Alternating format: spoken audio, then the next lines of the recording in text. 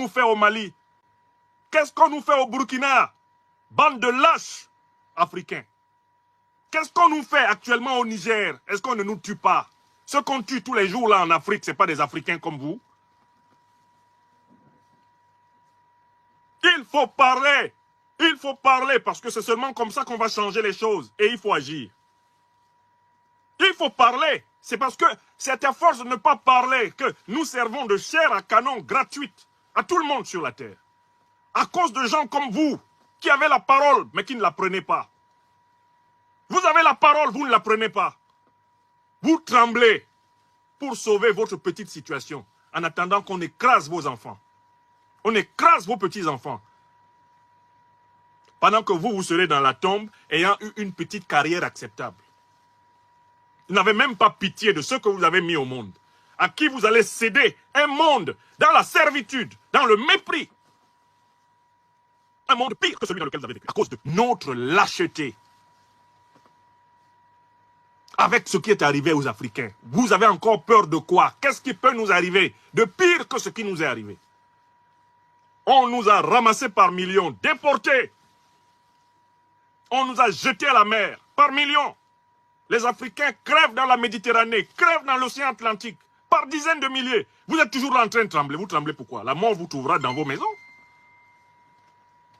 Votre politique de tremblement là, ça nous a mené à quoi? Au fait qu'on vient nous tuer maintenant. On invente Boko Haram, on invente Al-Qaïda, on invente l'État islamique. On vient nous tuer à la maison.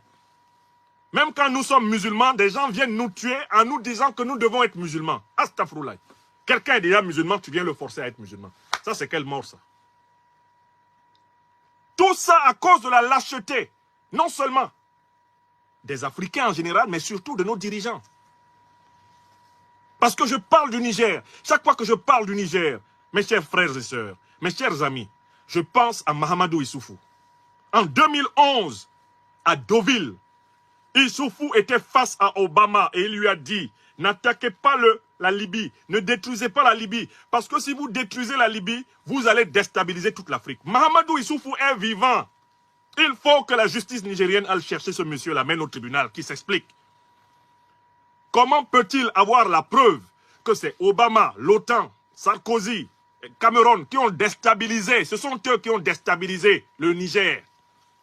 Et comment peut-il avoir initié une politique de lutte contre les terroristes en s'appuyant sur les puissances qui les ont fait venir?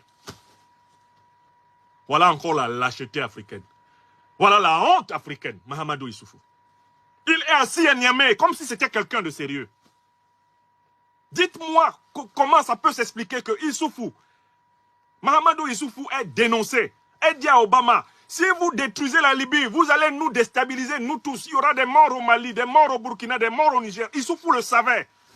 Comment Issoufou a-t-il pu mener une politique de lutte antiterroriste en s'associant à ceux qui ont tué, à ceux qui ont armé Al-Qaïda, armé l'État islamique? C'est quelle politique? Issoufou doit être conduit devant la haute cour de justice du Niger. Je vous le dis honnêtement, moi je ne comprends pas des choses comme ça. Les gens qui sont en train de se faire massacrer au Niger, c'est la conséquence d'une politique erronée de lutte antiterroriste qui a été menée exprès par des dirigeants corrompus. Et c'est ça le problème.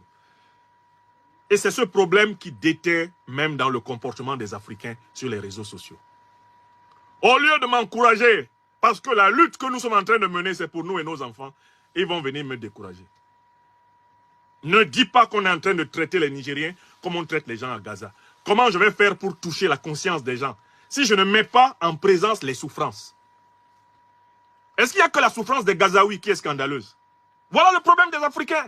Ah non, on n'a même pas le droit de comparer notre souffrance à celle des autres. Ah bon? Mais comment vous pensez que les autres vont vous comprendre si vous ne pouvez pas comparer les souffrances? Si chacun, sa souffrance est tellement à part qu'on ne peut pas la mettre en lumière par rapport à une autre, qui peut comprendre l'autre? Personne.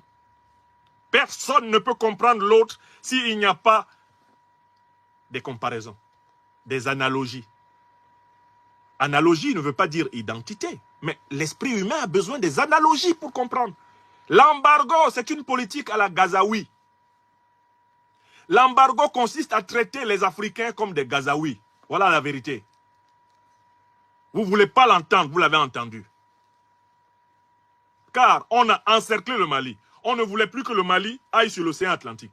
On ne voulait plus que le Mali sorte par la Guinée, qu'il sorte par le Sénégal. On ne voulait même pas qu'il sorte par l'Algérie. Il ne fallait plus que le Mali sorte par la Côte d'Ivoire. Le Mali ne devait pas sortir par le Togo, sortir par le Bénin. On voulait que les Maliens meurent au Mali. Mais c'est ça l'embargo. C'est ça l'embargo.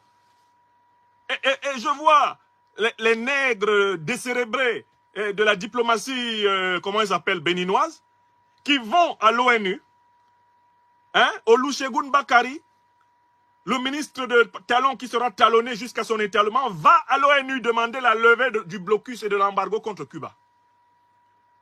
Il s'en va intervenir à l'ONU. Ils envoient une délégation béninoise qui intervient pour demander que les États-Unis lèvent l'embargo qui dure plus de 50 ans contre Cuba. Oublions le Niger qu'ils ont placé sous embargo avant de prendre l'avion. Voilà l'embargo cubain. C'est ce qu'on applique contre les Africains. C'est ce qu'on applique contre le Niger. Vous trouvez ça normal? Et on ne pourra pas dire, attention, ce que vous faites aux Nigériens là, c'est ce que vous avez fait à Cuba. C'est ce que vous faites en Palestine. C'est ce que vous faites partout pour imposer votre injustice que vous appelez ordre international. Si on n'a pas le droit de dire ça, n'allez plus à l'école. N'envoyez plus vos enfants à l'école. Ça ne sert à rien. Si vous n'êtes pas capable d'assumer la connaissance